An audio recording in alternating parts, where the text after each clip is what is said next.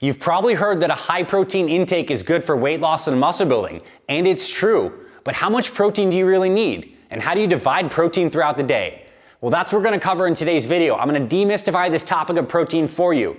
And the way we're gonna do that is we're gonna go back into our YouTube archives. I'm gonna bring forth one of my best videos that I've done about ideal protein intake. Specifically, I'm gonna cover the exact number that research shows that you should aim for throughout the day, both in terms of grams and a percentage of your total calories. I know you're gonna find this very valuable, but importantly, I'm gonna help you make this so simple that you don't need to pull out a calculator or some fancy app to figure out how much protein intake. I'm gonna show you just general portion rules to fit this in. This is gonna help you a ton. Let's get into today's video.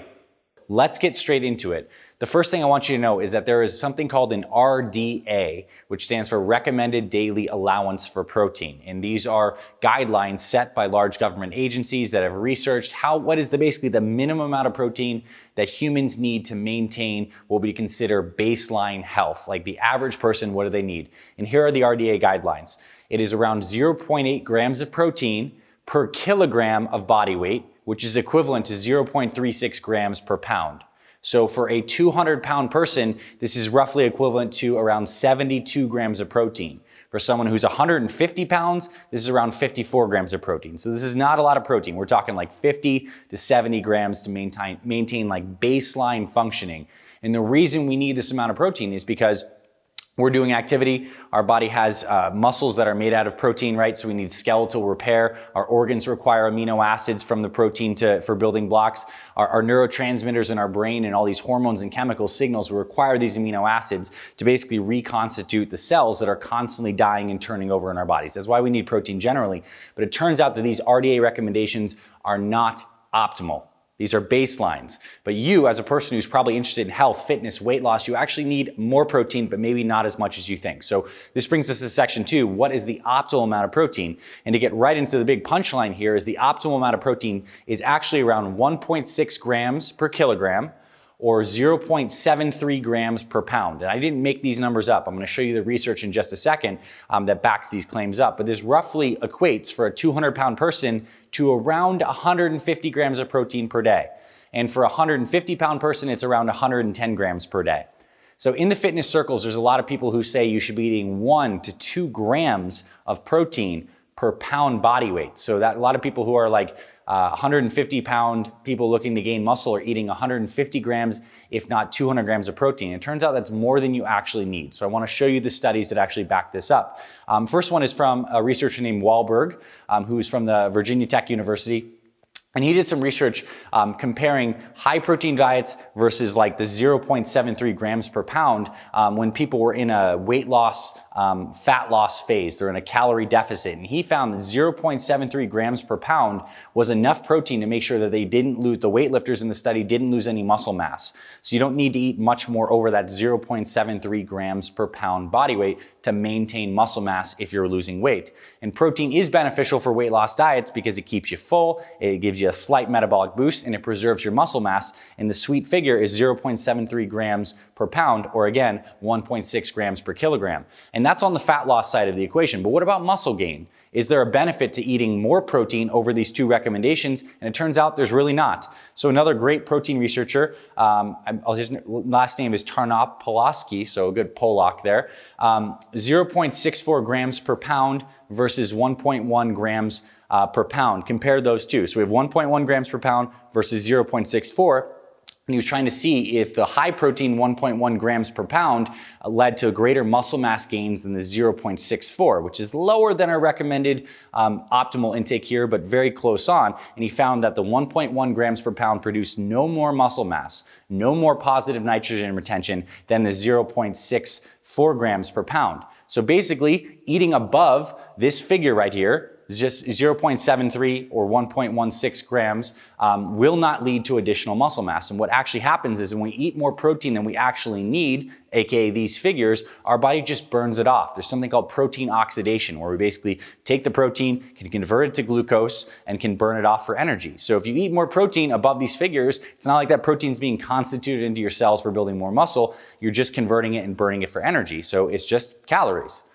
So what does this actually mean practically speaking? Well, let's say someone has a 2,500 calorie diet, which is like a baseline calorie diet for a lot of people out there. That means that this person is probably, let's say they're around 200 pounds. That means they're eating around 150 grams of protein per day. And breaking that down, that means that they're having around 30 to 40 grams across, let's just say 4 meals. So let's just say they're having 3 meals and 1 snack, then they can probably get away with having 30 grams of protein in breakfast, lunch, and dinner, and a snack of like 20 grams. And that gets you very close to that 150 gram figure. And it also means that 150 grams of protein of 2,500 calories is roughly around 20 to 25% of your calorie intake per day. So if we looked at your total calorie load for the day, you don't need more than 20 to 25% of those calories coming from protein.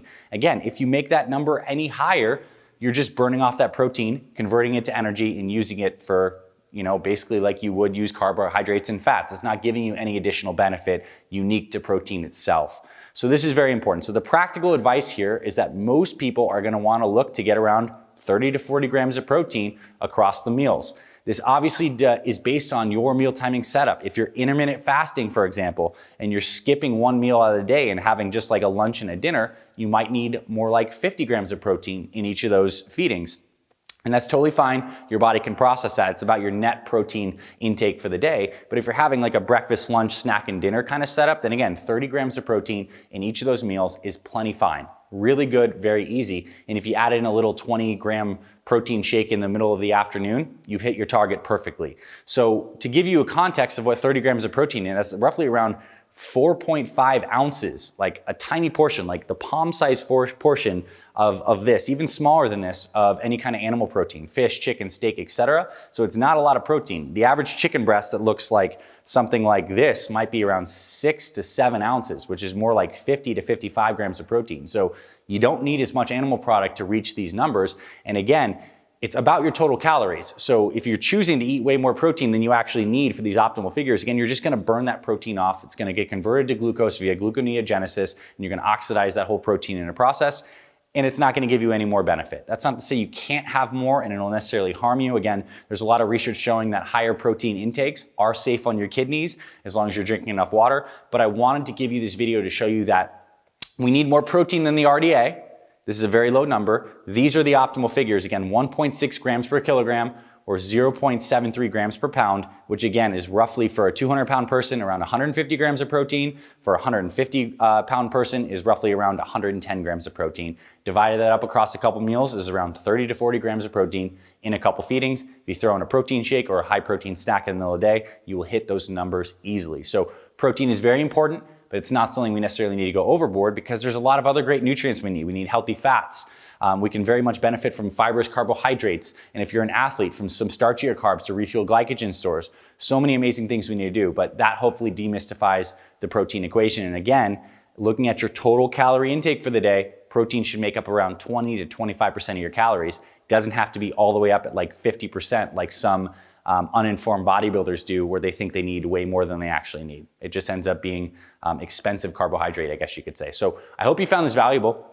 If you actually want some help losing fat and building muscle and taking this kind of nutrition advice and making it very practical and getting an exact step-by-step meal plan, then scroll below in the description and check the comment that we're gonna pin below as well. That gives you our free one-day weight loss meal plan for fit fathers. And if you're a mom watching this video or a busy woman, we have our free Fit Mom Jumpstart that gives you our exact step-by-step meal plan, what to eat for breakfast, lunch, snack, and dinner, and we give you workouts free as well. We'll send that straight to your email. So check those links below. Thank you for being here, my friend. Again, I'll also link in some of the research so you can see this stuff for yourself.